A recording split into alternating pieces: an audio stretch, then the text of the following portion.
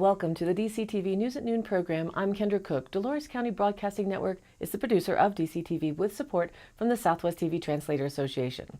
If you have a news topic or event that you would like to see covered, give us a call. The studio number is 970-677-4119. Today's show runs Tuesday at noon and is uploaded to our YouTube channel and our DCTV News at Noon Facebook page to watch on demand. Today is July 17th, 2018, and now the News at Noon. From the Journal, AP report. Authorities say 2 people suspected of starting a Central Colorado wildfire by using tracer rounds at a firing range have turned themselves into police. The Eagle County Sheriff's Office said 22-year-old Allison Marcus and 23-year-old Richard Miller of El Jebel turned themselves in Sunday. They were being held on $7,500 bond each. Sheriff spokeswoman Jessie Porter says in a statement that Marcus and Miller face felony charges that include 4th-degree arson. It wasn't immediately known if the 2 had attorneys. The Aspen Times cites an arrest warrant affidavit as saying the 2 allegedly were firing incendiary tracer rounds near Basalt when the fire erupted. The fire destroyed 3 homes. It charred nearly 11 square miles and was nearly 60% contained as of Sunday. From the Durango Herald, photos Jerry McBride. A perfect storm could send debris hurtling down canyons and potentially damage property adjacent to the 416 fire burn scar. To prepare for the worst-case scenario, La Plata County Office of Emergency Management is using a drone to get a bird's-eye view of problem areas. On Monday, Tom McNamara, Emergency Management Coordinator, flew a drone with a camera attachment along Hermosa Creek to survey what kind of debris may become problematic in case it floods. He's done the same behind the Falls Creek subdivision and above the lower Hermosa campground. When trees are swept downstream by rushing water, they could become caught on bridges and dam the river, he said. If there's flooding, large debris could smash into structures and homes. Despite warnings from the National Weather Service and emergency officials, no floods had occurred as of Monday afternoon near the burn scar. However, it's just a matter of the right storm conditions in the right area, said Butch Knowlton, Director for the La Plata County Emergency Management. Areas of specific concern include Dyke Canyon, Tripp Creek, and the Hermosa Creek drainage. The goal of the drone work is to have a better idea of what lies upstream that is waiting to come down. Then emergency officials can inform homeowners who are in the path of a potential debris flow. When a big storm comes, they can also send emergency notifications and issue evacuations or pre-evacuations for areas expected to be hit hard by debris flows. Quote, if we get enough information and understand what's happening well enough, we should be able to be in a better position to keep people out of the way when something bad may happen or is happening, McNamara said. In addition to drone flyovers, emergency planners have existing flood maps, terrain modeling, and geologic data such as soil types and slope gradient. Another good resource includes historic accounts from longtime residents who have experienced floods in the past. McNamara adds that a large part of the planning is finding areas that previously wouldn't have posed a problem. Before the fire, hillsides might have been able to handle a lot of rain. Now, because they are void of vegetation, heavy rain will create mudslides or flooding. The hope is that officials will be better prepared for danger because with the drone imagery, they will be able to predict whether an area will flood or have large debris flows. According to the National Weather Service, there is up to a 40% chance of thunderstorms Tuesday and a 20% chance Wednesday. Chances of storms decreases later in the week. Reported in the Durango Herald, 3 men engaged in a mutual combat with knives were taken to Mercy Regional Medical Center on Sunday. A spokesman with the La Plata County Sheriff's Office said a report came in Sunday evening that 3 people involved in the fight were injured in an apartment complex near the 1900 block of Florida Road, County Road 240 in Durango. From my understanding, 3 people began a mutual fight of some type, sport or play or whatever, but then it went too far, Sergeant Wes Dowdy said. Knives were introduced and people got pretty badly injured. Mutual combat occurs when people willingly enter into a physical fight. It's kind of a weird one for sure, Dowdy said. All 3 men were hospitalized with non-life-threatening injuries. Dowdy said as of Monday, no one has been charged in the fight. However, the incident is still being actively investigated, and that could change. Because no one has been charged, the Sheriff's Office has not released the names of the individuals involved in the fight. And now, let's take a look at our weather outlook. The National Weather Map from NOAA shows the thunderstorm pattern sweeping from the southwestern states up to Montana and then plummeting back down into the south and southeastern U.S. and Florida and sweeping up ahead of the low pressure all the way up the east coast back to include all of Pennsylvania. Some significant flooding and severe rains are focused over southern New England and a patch east of the northern Rockies and then in our area south of the Four Corners, mostly in Arizona and New Mexico. A steady high pressure heats up the west coast and Texas catches a break from the rains for today. In our regional outlook, the hazardous weather alert states scattered to numerous thunderstorms will develop over the higher terrain from late morning into the afternoon and are expected to linger well into the evening. Severe weather is not expected. However, some cells will be capable of generating excessive rainfall, which may lead to rockfall and debris flows in steep terrains, as we talked about earlier. Fresh burn scars, most notably, of course, from the 416 Borough and Lake Christine fires, are particularly susceptible to debris flows and flash flooding. A flash flood watch is in effect for the 416 and Borough burn scars from noon to 9 p.m. this evening. Isolated to scattered afternoon and evening thunderstorms will be possible each day the rest of the week, mainly over the mountains. And so on to the local weather pattern for DCTV's 5-day outlook. It continues today with a 40% chance of showers and thunderstorms, mainly after 2 p.m., partly sunny with a high near 86. Southeast winds 5 to 10 miles an hour, becoming southwest in the afternoon. Tonight, a 20% chance of showers and thunderstorms before 11, partly cloudy with a low around 60. Southwest winds around 5 miles an hour, becoming southeast in the evening. Then Wednesday, a 10% chance of showers and thunderstorms lingers in the afternoon, mostly sunny with a high near 90. South-southeast winds 5 to 10 miles an hour, becoming north-northwest in the afternoon. Wednesday night is partly cloudy with a low around 61, with north winds 5 to 10 miles an hour, becoming east-northeast after midnight. And that looks like the end of this rain pattern for a day, where Thursday will be mostly sunny with a high near 93. East winds 5 to 10 miles an hour, becoming northwest in the morning. And then Thursday night, partly cloudy with a low around 61. And then Friday, a 10% chance of showers and thunderstorms for the afternoon, mostly sunny with a high near 91. Friday night, mostly cloudy with a low around 62. And again on Saturday, a slight chance of showers and thunderstorms afternoon, partly sunny with a high near 88 degrees. Saturday night, a chance of showers and thunderstorms, mostly cloudy with a low around 61. And for now, Sunday looks to be partly sunny with a high near 87. Sunday night, partly cloudy with a low around 61. And now back to the news. From the Durango Herald, file photos. Colorado Senator Cory Gardner is co-sponsoring a bill in Congress to create more funding for national parks, including Mesa Verde National Park. In an Energy and Natural Resources Subcommittee on National Parks hearing last week, Gardner advocated for the Restore Our Parks Act, a bill that will establish a fund in the U.S. Treasury known as the National Park Service Legacy Restoration Fund. If passed, 50% of excess energy development revenues would be deposited into the fund from 2019 to 2023. The revenues come from oil, gas, coal, or alternative renewable energy development on federal lands and waters. The amount deposited into the fund annually for each fiscal year would be capped at $1.3 billion. At Mesa Verde National Park, the deferred maintenance backlog is $70.5 million.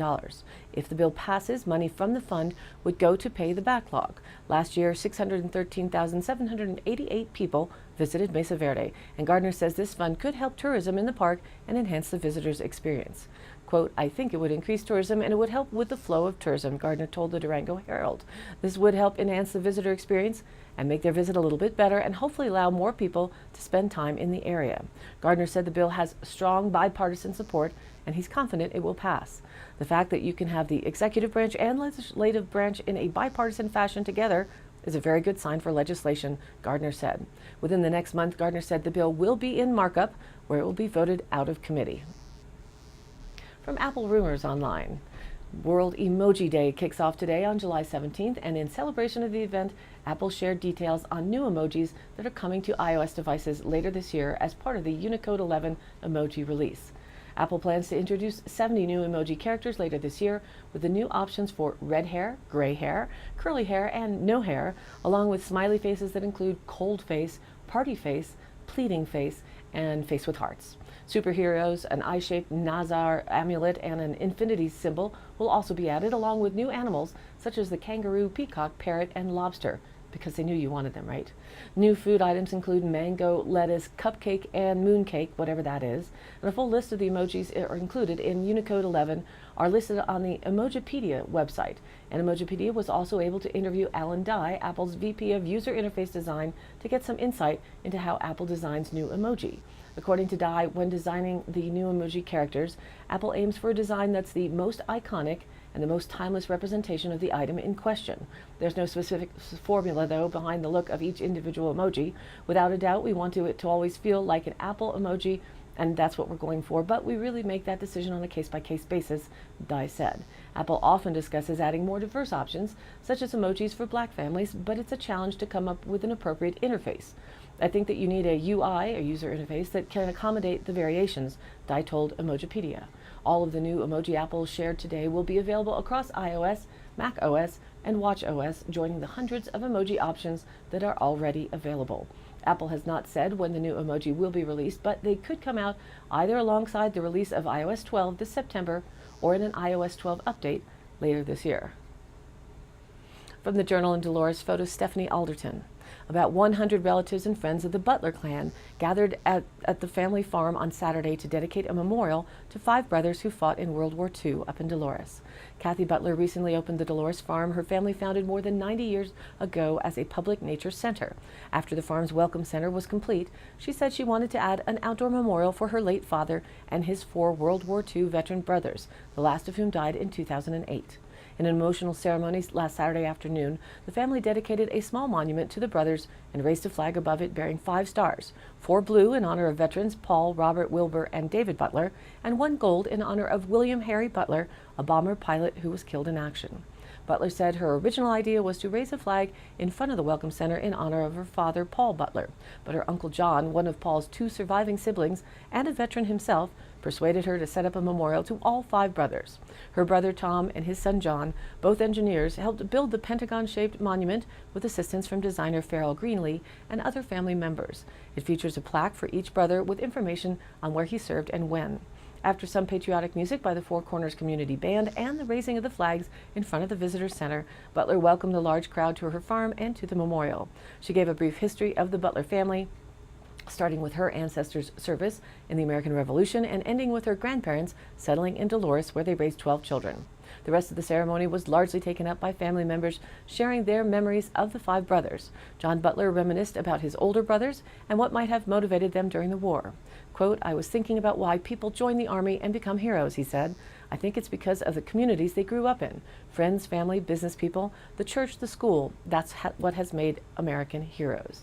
The children and grandchildren of each Butler soldier received a photo of him and spoke about his life during and after the war. Several read letters sent to and from the soldiers while they were overseas. Paul Butler, the oldest, served in the Army from 1941 to 1945.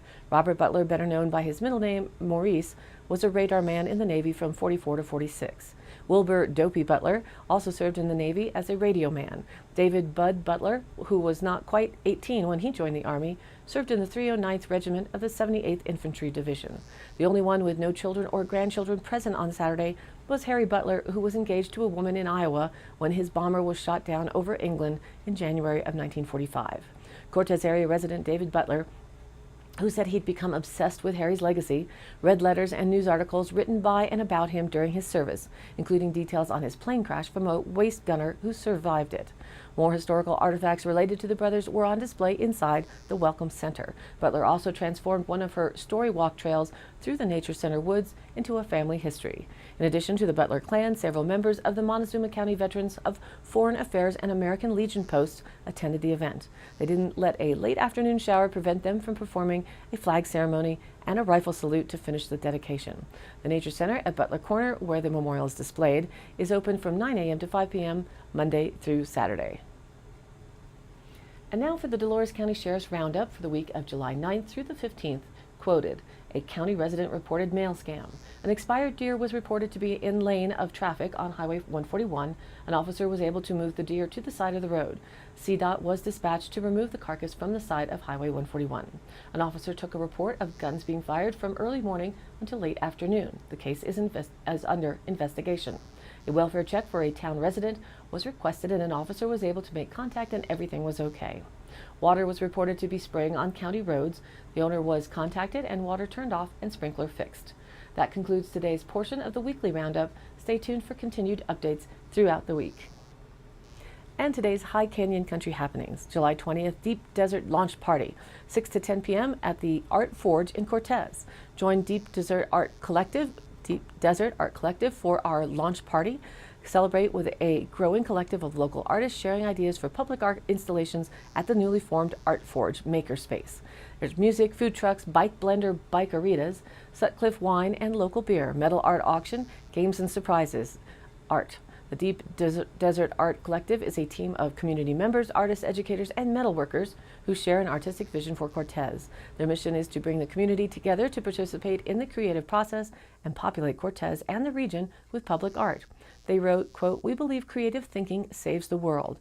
By engaging our community in art exploration, we are working to promote open minds, inspire dialogue and collaboration, stimulate an arts economy, nurture art education, and reflect our diverse population."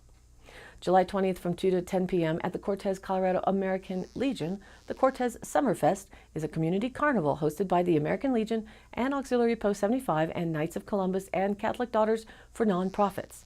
Carnival, dancing, and family fun.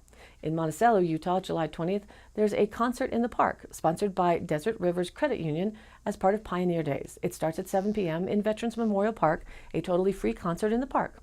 Bring your chair or blanket and enjoy the cool climate of Monticello, featuring Katie Eng. We'll have more on the events going on this weekend surrounding their Pioneer Days celebration. And all of these happenings are posted on our DCTV News at Noon Facebook page, along with our YouTube channel, on-demand replays, weather, notices, and original stories and local posts. To share your event or information, contact us, dcbnnews@gmail.com, or call the station 970-677-4119. Thank you for tuning in. News at Noon airs at noon Monday through Thursday, and then is available on demand online on our YouTube channel and our DCTV News at Noon Facebook page. Please like us there and share it with a friend. This has been a production of DCTV for the News at Noon program out of Dove Creek, USA. I'm Kendra Cook. Thank you for watching.